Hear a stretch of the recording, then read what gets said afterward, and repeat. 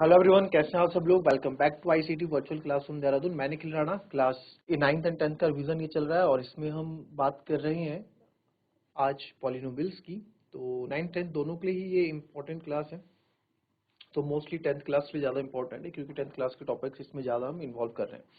तो पॉलिनोमियल्स है, पॉलिनोमियल्स का बेस हमने अपनी प्रीवियस क्लास में पढ़ लिया था कि उसका बेस क्या है, इसके कॉन्सेप्ट्स क्या है, जो हम आपने अपनी प्रीवियस क्लासेज में पढ़े थे। तो आइए एक बार थोड़ा रिवाइज कर लेते हैं। टाइप्स ऑफ पॉलिनोमियल्स पढ़े थे हमने। पॉलिनोमियल्स क्या होते हैं? वेरिएबल्स आपको होता है एक्स वाई जेड, ये सब होता है। Constant 1 to 10। वेरिएबल्स मतलब जो वैरी करते रहता है, x y z a b c values vary करती हैं। टर्म्स होते हैं पद, x square x y z x plus y x cube minus y cube. ये आपको मैंने बताया था। टर्म्स टर्म्स मतलब एक टर्म है, ये भी एक टर्म कहलाया जाएगा। कोई भी टर्म प्लस या माइनस से अलग होता है, यानी कि प्लस माइनस के बाद वो गिना जाता है। जैसे एक्स प्लस वाई हो गया तो एक और एक दो टर्म हो गया। X square minus y cube तो एक और एक यहाँ दो टर्म हो गए। ठीक है। वैसे एक्सप्रेशन और इक्वेशन में क्या फर्क है? एक्सप्रेशन केवल एक three x plus y square plus five x plus two एक एक्सप्रेशन है। अगर इसके साथ इक्वल्स टू समथिंग हो जाता है, equals to zero, equals to 10 या इक्वल्स टू कुछ भी हो जाता है, वो इक्वेशन बन जाती है। फिर बात करते हैं कोफिशिएंट्स पे। तो सर ये कोफिशिएंट्स हो गया आपके। ठीक है, कोफिशिएंट्स क्या हो गए? जैसे एक्स स्क्वायर का जो भी आपका न्यूमेरिक कोफिशिएंट हो गया, एक्स स्क्वायर के साथ जो लगा है वो उसको कोफिशिएंट बोलेंगे। मतलब not only x square, x y z जिसका भी कोफिशिएंट आपसे पूछेंगे। जैसे आपसे पूछ लिया यहाँ पे जेड का कोफिशिएंट कौन है 3, वाई का कोफिशिएंट कौन है 5, एक्स का कोफिशिएंट कौन है 4। तो कोफिशिएंट मतलब उस वेरिएबल के साथ जो नंबर अटैच्ड है या मल्टीप्लाई में अटैच्ड है वो आपका कोफिशिएंट होता है। डिग्री हाईएस्ट पावर होती है। इस एक्सप्रेशन में हाईएस्ट पावर 4 है तो डिग्री 4 है। इस एक्सप्रेशन में हाईएस्ट पावर कुछ नहीं है तो यहाँ 1 होगा तो डिग्री 1 होगी। फिर हमने टाइप्स ऑफ पॉलीमर पढ़े on the basis of terms. ठीक है, मोनोमियल, बायनोमियल, ट्राइनोमियल। फिर हमने types of on the basis of degree पढ़ी, जो है linear polynomial, quadratic polynomial, cubic polynomial. और फिर हमने जीरोस ऑफ पॉलीनोमियल पढ़े। जीरोस ऑफ पॉलीनोमियल्स क्या होते हैं सर? जीरोस ऑफ पॉलीनोमियल्स वो चीज होती है कि जीरोस ऑफ पॉलीनोमियल आपकी होगी कि ऐसा नंबर कि जो पूरे पॉलीनोमियल को क्या कर दे, जीरो कर दे। ऐसा नंबर जो पूरे पॉलीनोमियल को क्या कर दे, जीरो कर दे, उसको हम जीरो पॉलीनोमियल यहाँ पे बोलेंगे। फिर बात करते हैं यहाँ पे, जैसे ये 4 minus x square equals to 0, 4 minus 2, ये सब हम ये एक्स स्क्वायर। तो जैसे एक्स माइनस 5 ये लीनियर पॉलीनोमियल है, तो लीनियर पॉलीनोमियल है तो इस पॉलीनोमियल, ये पॉलीनोमियल कब जीरो होगा सर? ये पॉलीनोमियल तब जीरो होगा जब एक्स या 5 रखोगे। ये हमने आपको बताया था किस तरह से आप जीरो पॉलीनोमियल फाइंड करके लाते हो।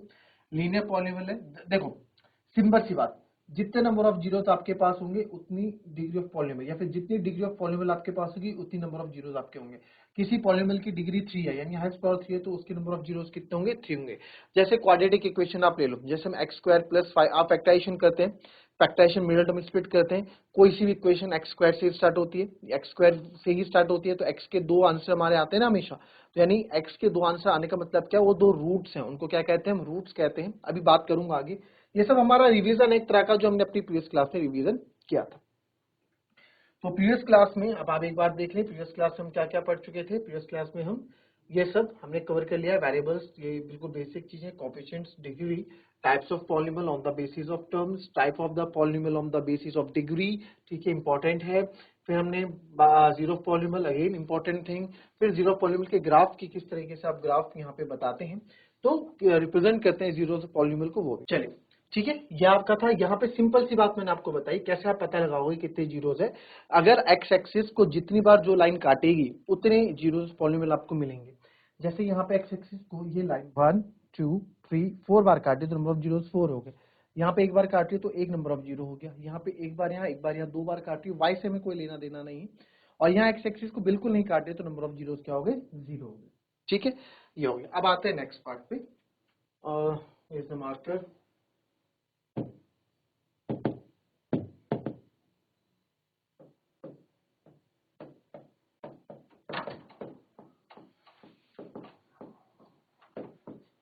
Relationship between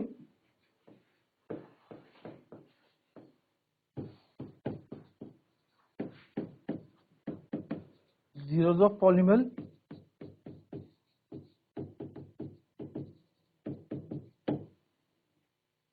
and coefficient। इसके coefficient sir, coefficient of variable है, coefficient of polynomial।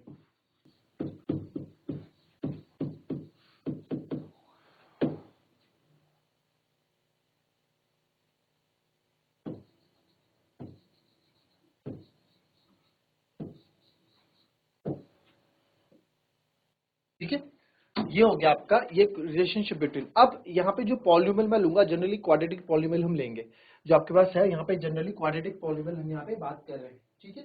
तो जनरल फॉर्म क्या है क्वाड्रेटिक पॉलिनोमियल की, आपको पता होगा।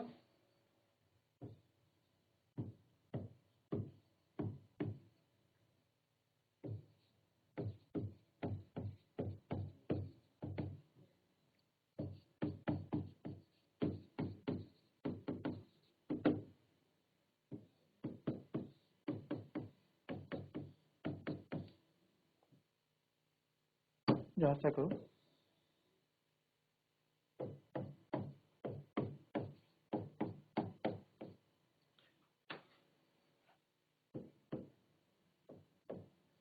ठीक है। तो ये हो गया आपका general form of quadratic polynomial, ठीक है। General form of quadratic polynomial ये होती है आपकी ax square plus b x plus c, यही होता है ना। तो अब इसमें जैसे मैं आपको यहाँ पे बोलता हूँ, हम x की कुछ जैसे फॉर एग्जांपल आपने यहाँ मैंने पीछे देखा 4 माइनस स्क्वायर एक्स की दो वैल्यू में निकाली 2 एंड माइनस 2, एक्स की दो वैल्यू में निकाली 2 एंड माइनस 2, ये 2 क्या है, इन 2 को आप क्या बोलोगे, इन 2 को आप क्या बोलोगे सर, ये हमारे जीरोज ऑफ पॉलिनोमियल भी बोल सकता हूँ इनको।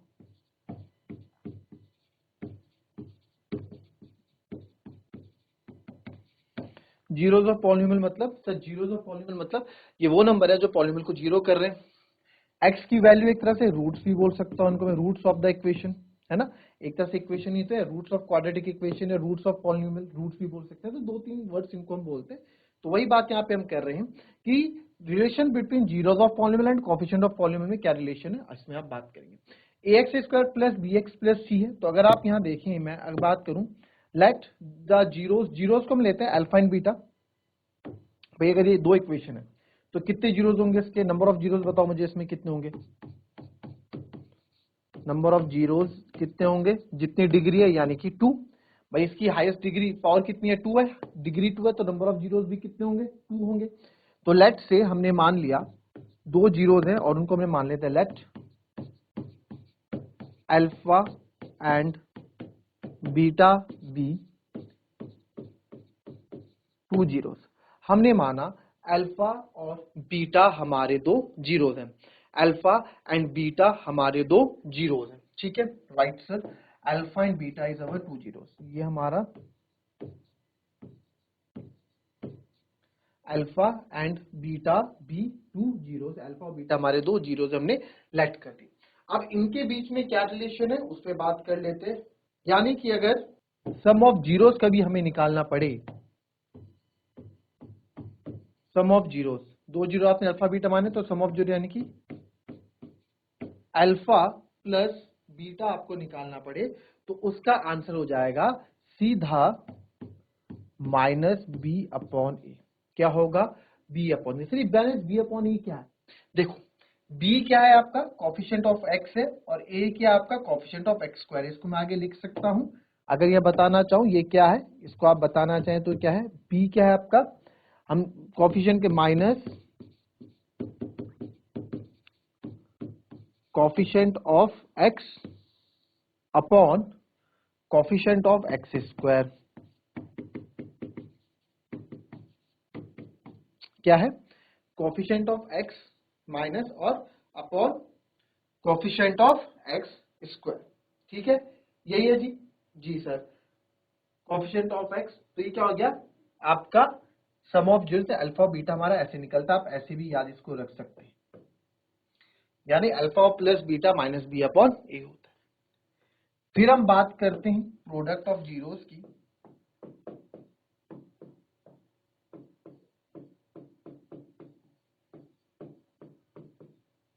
प्रोडक्ट ऑफ जीरोस यानी कि अल्फा बीटा, अल्फा बीटा होता है बच्चों सी अपॉन ए। देखो ए आप हर टाइम में देखोगे ए आपको नीचे दिखेगा, सी अपॉन ए, यहां लिख देता हूं सी अपॉन ए। और सी अपॉन ए क्या हो गया मेरा, इसको अगर मैं आपको समझाऊं यहाँ पे, तो ये सी क्या है, कांस्टेंट टर्म है,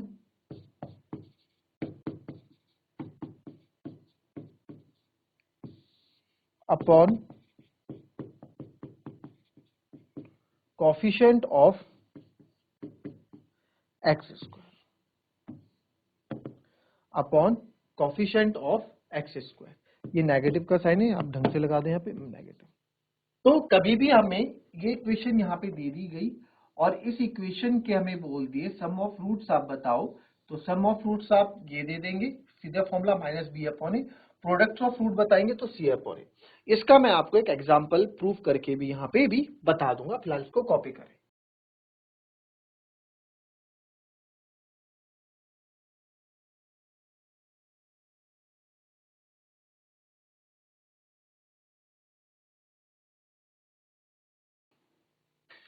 अब आपके पास कोई क्वेश्चन है, समझो इसको, 2x square minus 8x plus 6। अब बोले इसके सम ऑफ रूट्स और इसके प्रोडक्ट ऑफ रूट्स आप बताओ, ठीक है। तो सबसे पहले तो आपको क्या करना है, सॉरी, इसमें एबीसी पता लगाना है, ए क्या है, ए। अब देखो आपको याद है कोएफिशिएंट ऑफ एक्स स्क्वायर से आप इसको मिला सकते हो, यहाँ पे आपको क्या पता है, देखो हमें यहाँ पे पता है a x square plus b x plus c से आप यहाँ इसको मैच कर सकते हैं। A x square plus b x plus c से इसको मैं मैच कर सकता हूँ। तो आप अगर यहाँ देखो तो ए, आप यहाँ पे देखो, अगर यहाँ से मैं ए मैच करूं तो ए कौन हो जाएगा जी, ए है 2, बी है सर -8 और सी है मेरा 6। ये हो गया ए 2 बी -8 सी 6, ठीक है। चलो अगर मेरे को सम ऑफ रूट्स इसका निकालना है, क्या बोला गया है, सम ऑफ रूट्स यानी कि अल्फा प्लस बीटा, तो सर उसका फॉर्मूला है माइनस बी अपॉन ए। ए तो नीचे ही सबके, तो माइनस बी अपॉन ए, ठीक है। तो बी कितना मेरा -8 है, तो बी ये माइनस तो फॉर्मूले का है, और बी मेरा अगेन -8 है, और ए कितना है सर आपका 2 है। तो मैं इसको आगे सॉल्व करूंगा अभी समझाने के लिए, वेरीफाई माइनस माइनस प्लस 8/2 यानी कि आ गया 4। कितना आ गया, 4 आ गया, राइट। अब हमें इसका प्रोडक्ट ऑफ रूट्स भी निकालना है, अगर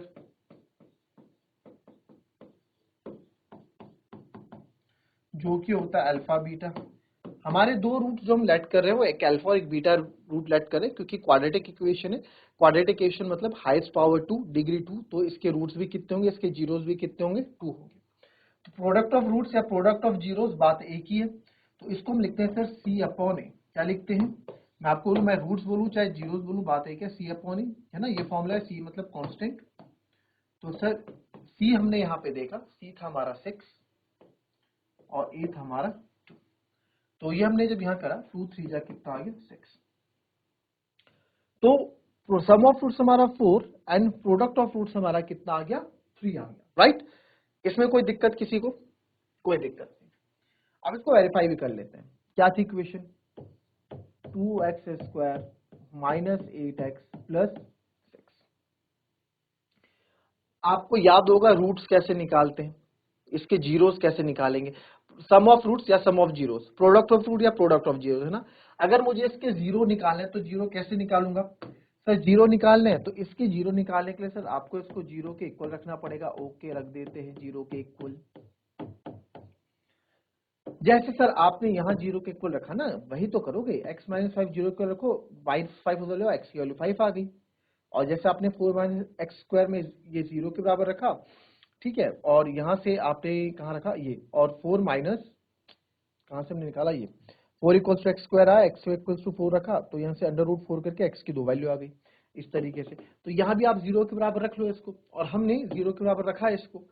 अब यहाँ से x की वैल्यू कैसे निकालें, x की वैल्यू कैसे निकालें, आपको पता है यहाँ से x की वैल्यू कैसे आ सकती है, मिडिल टर्म स्प्लिट फैक्टराइजेशन से, जो आपने 8th 9th क्लास में सीखा है, फैक्टराइजेशन इसलिए तो सीखा है। तो क्या करते हैं, इन दो का मल्टीप्लाई, 2 6 जा 12, 12 को मेरे को ऐसे फैक्टर बनाने हैं, 2 6 जा 12, 2 3 जा 6 और 3 1 जा 3। ऐसे फैक्टर बनाने हैं कि मेरे को क्या मिल जाए, प्लस करके -8 मिल जाए। ठीक है सर, आइए देखते हैं। तो यहाँ मैं अगर ये लिखूं 2 2 जा 4, 4 और 3 तो सर 7 होता है, नहीं बात नहीं बनी, इससे तो बात नहीं बनी। चलो दूसरे लेके देखते हैं, ये 2 अलग अलग देखे हो, ये अलग, 2 और 6, यस 8, 2 + 6 कितना होता है 8, तो मुझे मेरे फैक्टर मिल गए 2 और 6। अब यहाँ पे हमको सर 8 नहीं चाहिए, हमको तो -8 चाहिए, हमको क्या चाहिए, माइनस का 8 चाहिए। तो यार माइनस के 8 लाने के लिए मैं क्या कर दूंगा, इसको -2 -6 कर दूंगा, माइनस का 8 हो जाएगा।